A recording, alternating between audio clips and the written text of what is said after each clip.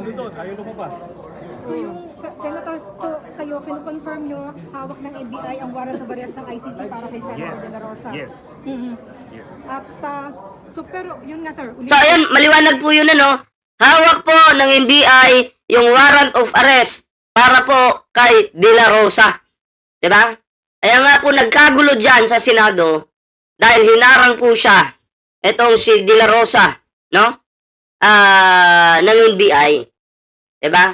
Nagkagulo-gulo. Ewan ko kung totoong nasaktan talaga si Bato, kasi sabi niya nasaktan daw yung dito niya sa mga hilaan. 'Di ba? Oh, may warrant of arrest na po. Okay? At nasa NBI po. Okay, klaro? Klaro mga taon DDS. Ayan na. Sabi, may mga nagsasabi na lang pag nasa Senado daw, protektado daw po ng Senado yung isang senador, so bawal daw po hulihin. Pwede po totoo naman yan. Pwede naman po.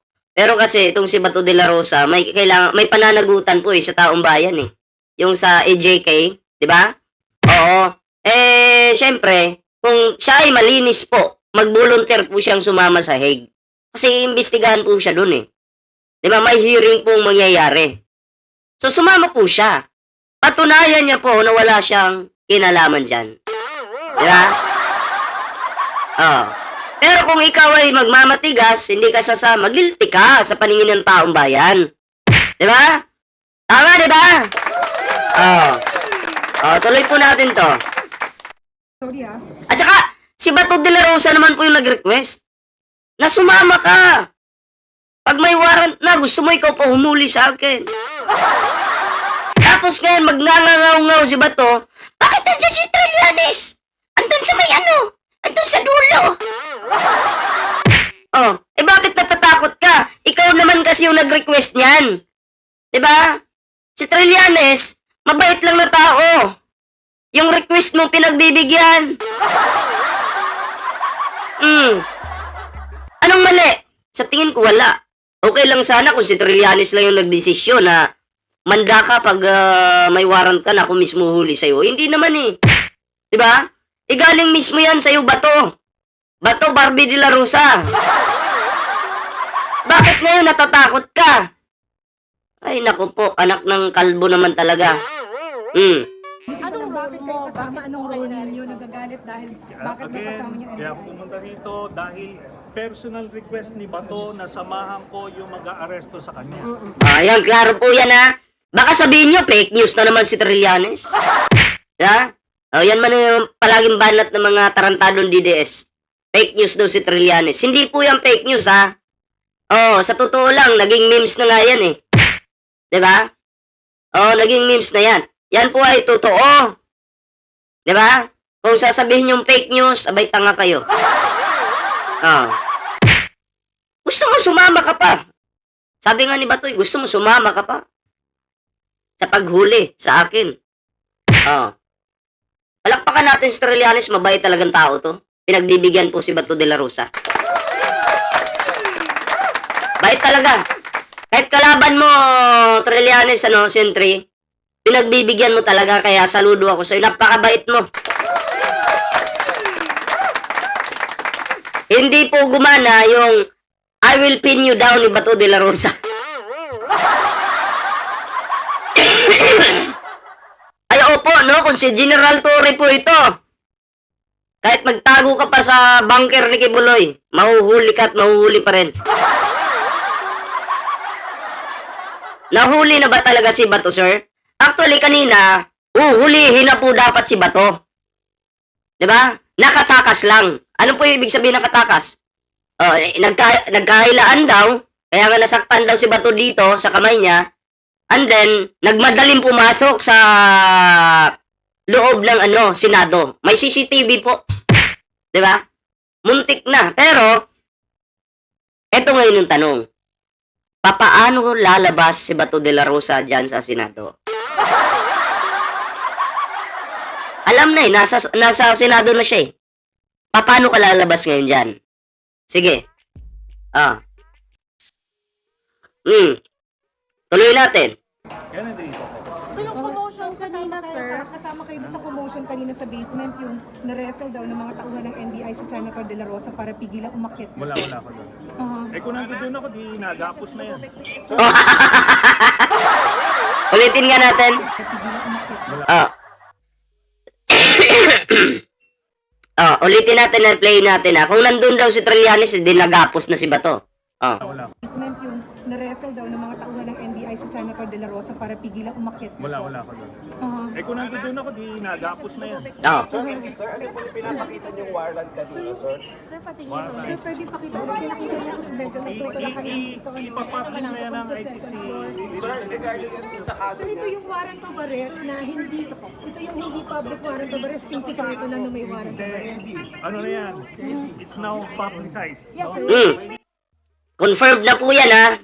Na meron na pong hawak ang NBI na warrant of arrest laban po dito kay Bato de la Rosa. Okay? Hindi na po yan na secret lang.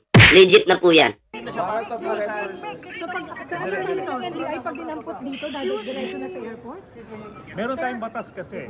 Public Act 9851. May tanong yung reporter.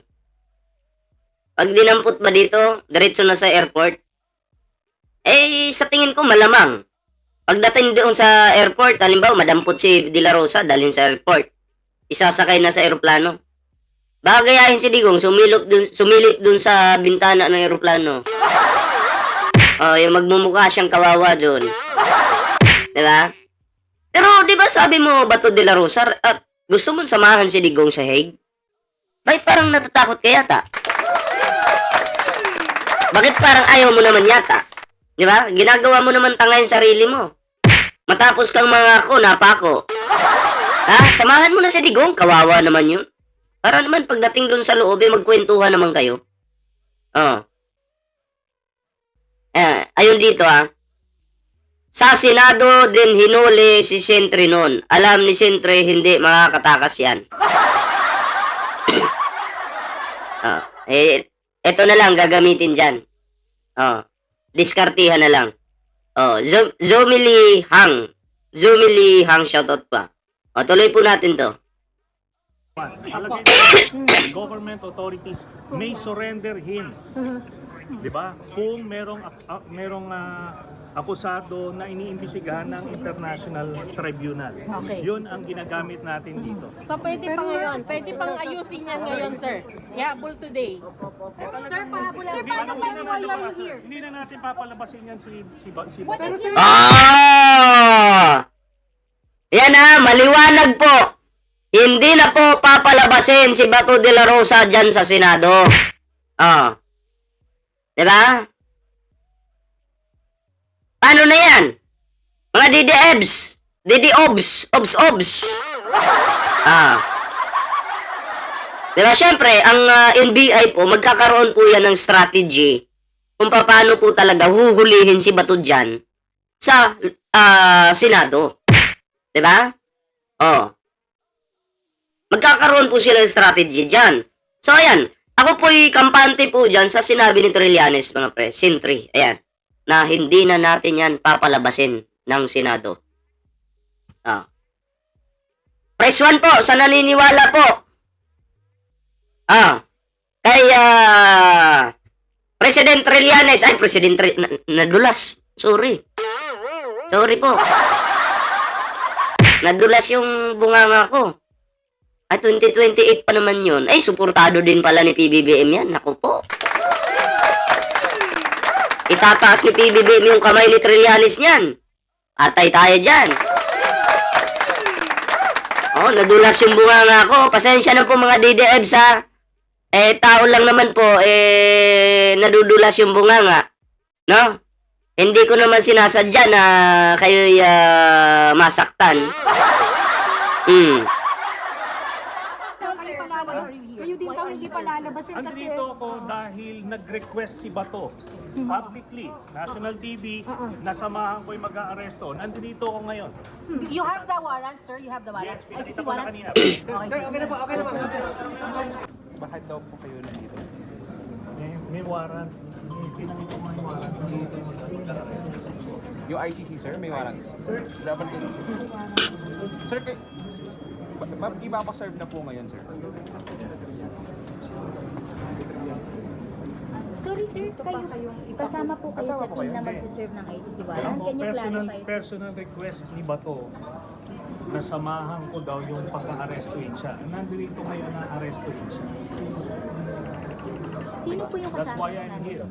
Diba? Nandito yung NBI na arrestuin siya. NBI by virtue of the ICC warrant, sir. Pinakita ko yung warrant sa Sir, pwede pakita yung warrant, sir. Pwede yung Ito picture. yung warrant. Ito yung warrant. Okay. Ayan po yung warrant of arrest ha, galing po sa ICC, hawak na po ni Trillanes. Pero believe din ako sa mga DDS, natakot na rin, no? Kasi dati nung si Digong huhulihin po, ang sabi ng mga DDS, ang tagal namang hulihin yan. Oh, hindi nyo kaya yung tatay namin. Diba? Dadaan muna kayo sa amin bago kay tatay. Ayan po yung sabi ng mga DDS, ang tagal daw. Tagal daw ng ICC. Nung hinuli po si Digong noon, wala pong nagawa yung mga tangan niyang taga-suporta. Diba? Nagtago po. Nagtago po sa panty ng nanay niya. May nagtanong dito, di ba fake yan, idol? Hindi naman po siguro sisirain po ni Trillanes yung kanyang pangalan kung maghahawak po siya ng fake dyan. Legit po yan. Ako na po mismo yung nagsasabi, legit po yan. Okay? Hindi po fake yung hawak niyang warrant of arrest. Galing sa ICC. Totoo po yan. ICC warrant. Kaya ngayon po, sa panahon ni Bato, wala na nagsasabi ng gano'n na ang tagal naman ng ICC. Ha? Kasi hindi pala nila alam yung ICC nandyan na sa gilid-gilid. Nakikipagtulungan sa NBI. Yeah.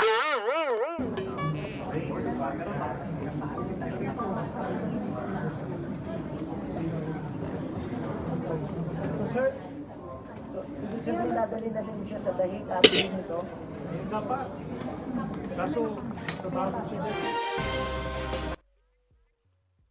So, tuloy-tuloy lang po tayo sa ating usapin patungkol po dito. Pero bago po tayo tuloy-tuloy mga pre, sa usapin yan, idugtong lang po muna natin. Kasi, sinisiraan po nila ngayon yung NBI, ano? Lalong-lalo na po yung kumbaga, ano to? Black nyo na guys, itong poging vlogger, puro magaganda kasi ang mga sinasabi niya.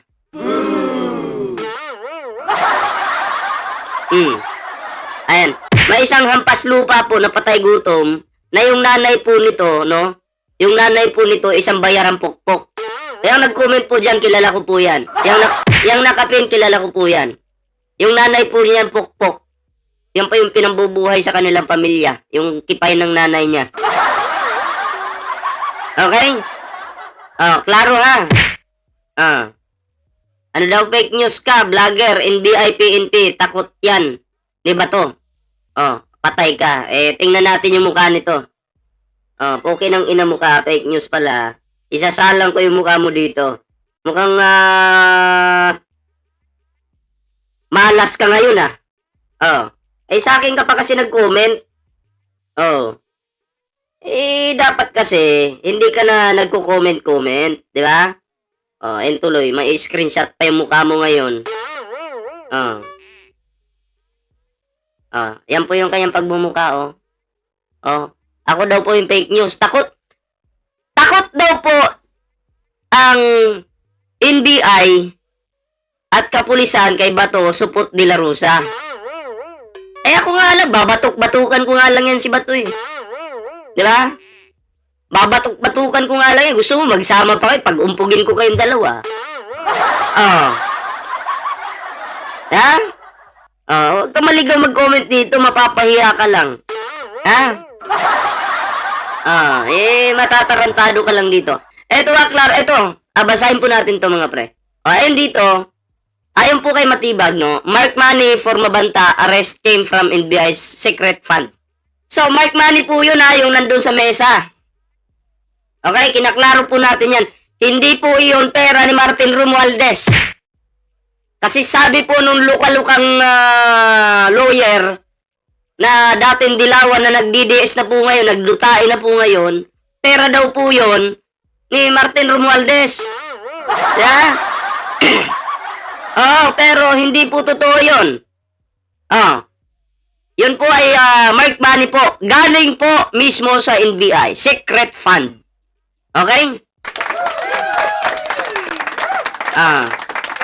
Laking tao, iyakin pala. Diba? Umiiyak nga sa Senado eh. Diba? Matapos pong kalad ka rin si Bato, hinila talaga si Bato eh. Hinila talaga eh. Kaya yung kamay daw niya nasugatan. Pinakita niya, umiiyak sa Senado. Sabi niya, palisin mo yan sila Trillanes yan. Palisin mo yan sila. Sinaktan ako, ito yung kamay ko. Tangina, nagsumbong sa media. Umiyak sa media. Parang tanga si Bato doon. Ayan po klaro po ito. Magkaiba po yung, iba po yung pag sinabing secret fund or mark money po, okay? Normal po yan na ginagawa ng NBI pag meron pong entrapment na gagawin. Lalo na kung nangingikil po ang isang tao. Or kung may palitan ng droga at pera, mark money din po ng NBI yung ginagamit. Ganun po yun. Ini-explain ko lang po sa inyo Kasi marami pong tangang DDS na hindi po nakakaintindi. Diba? Si Bato po ay nasa loob po ng Senado ngayon, pero ayon po kay Trillanes, hindi na nila ito papalabasin. Sisiguraduhin po nila na makakapture po talaga to. Sabahan kaya ni Robin si Bato, ayon sa pangako niya. Tingnan natin, isa pa yung tanga. Bobo yun. Puro lang yabang, puro lang forma, wala namang utak. Yeah? So, eto na mga pre, no? Ayun huwag kalimutan mag-like, share, subscribe para po kayo maging updated po sa mga uploads natin.